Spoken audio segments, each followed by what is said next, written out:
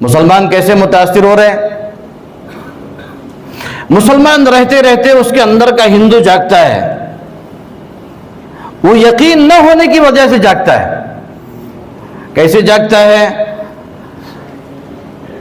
ہندوؤں کے یہ روایت میں چیزیں ہے کہ وہ دھاگے کو باندھ لیتے ہیں تو اس سے فائدہ ان کو پہنچتا ہے، کنٹھی کو پہن لیتے ہیں فائدہ پہنچتا ہے، تو وہ چیز مسلمانوں کے اندر بھی آ رہی ہے۔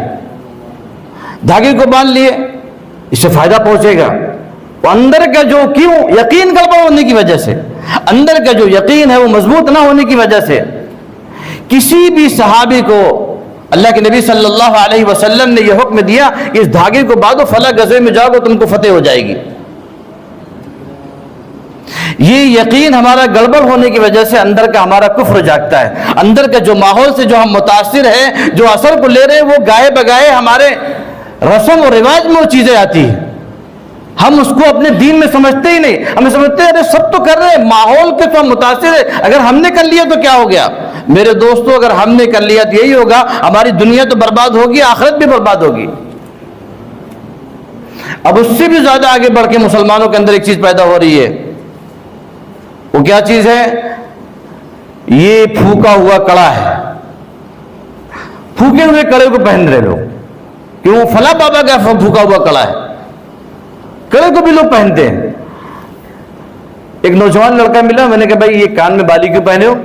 کہا میری اماں نے پیدائش سے پہلے منت مانی تھی جا کے فلاں مزار پہ، اور اس کے بعد انہوں نے میری پیدائش کے بعد اس کو ڈال دیا، بھائی میری موت پہ ہی نکلے گا۔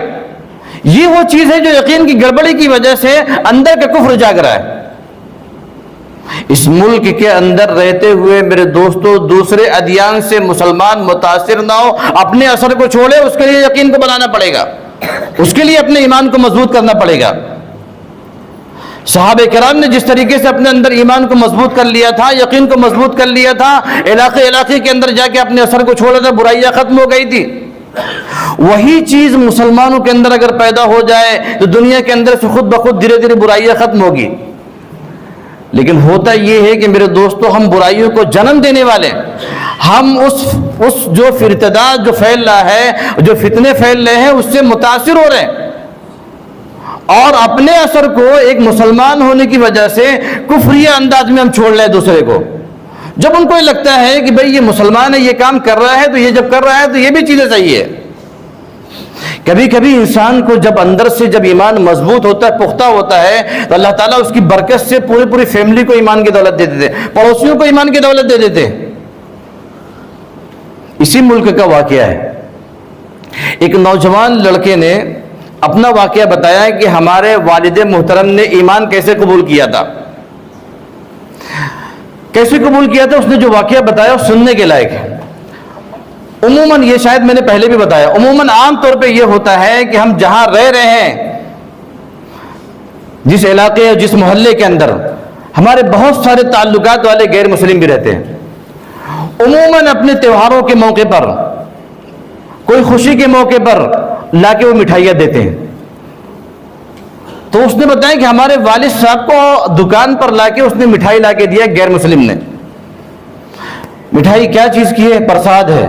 بھائی پرساد ہم نہیں کھاتے۔ کیوں نہیں کھاتے؟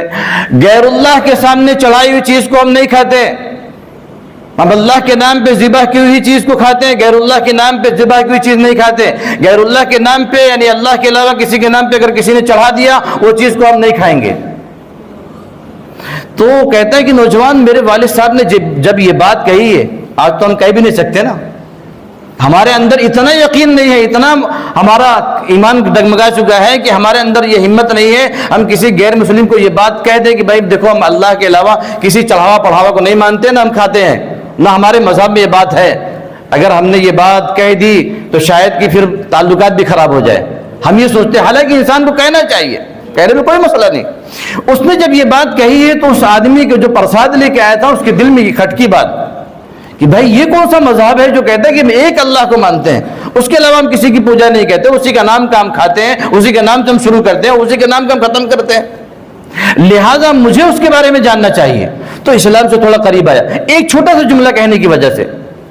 اس انسان کا ایمان اتنا یقین مضبوط تھا، اس نے جب کہا اس انسان کے دل میں تجسس پیدا ہوا، اس نے تلاش کرتے کرتے اسلام سے قریب آیا، ہوا یہ کہ وہ انسان اسلام میں داخل ہو گیا۔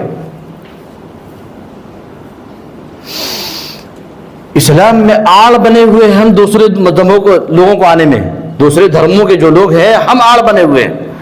ہم آڑ کیسے بنے ہوئے ہیں؟ ابھی رات کی بات ہے، ایک صاحب ہماری دکان پہ آئے، بولے امام صاحب ایک چیز معلوم کرنی ہے۔ تو میں نے کہا کیا چیز؟ بولے یہ کہ ہمارے ایک دوست تھے، بہت تعلقات تھے ان سے، بڑے قریبی معاملہ تھا ان سے، ماشاءاللہ با مشرہ ہے، داڑھی ٹوپی والے، جبے کبے والے ہیں، نمازوں کی پابندی بھی کرتے ہیں۔ ہم سے انہوں نے 20,000 روپیہ ادھار لیا۔ 20,000 روپیہ ایسے موقع پہ انہیں ادھار لیا کہ جب ان کی گھر میں پیدائش کا معاملہ تھا، اور میں نے ان کے حالات کو دیکھتے ہوئے کہ بھائی نیک آدمی ہے، ان کو پیسہ دے دو، ہمیں پیسہ مل جائے گا۔ اور میں یہ بات بار بار بولتا ہوں کہ داڑھی سے، ٹوپی سے، جبے سے، کبے سے، پگڑی سے اس سے متاثر مت ہوا کرو۔ یہ کوئی اس بات کی نشانی نہیں کہ آدمی ایماندار ہوگا۔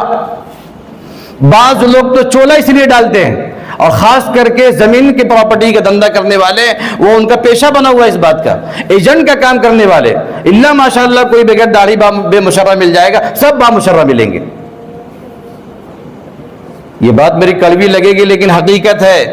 اللہ کے نبی صلی اللہ علیہ وسلم نے فرمایا کہ بدترین انسان وہ ہے جو دنیا کمانے کے لیے دیندار کا چولا اپنے اوپر اوڑھتا ہے۔ بدترین انسان وہ ہے جو دین کے آڑ میں دنیا کماتا ہے۔ تو دین کے آڑ میں دنیا کمانا یہی تو ہوا، انسانوں کو دھوکہ دینا، نماز کے وقت نماز کے نام پر، داڑھی کے نام پہ، ٹوپی کے نام پہ، یہی تو ہوتا ہے دھوکہ دینا۔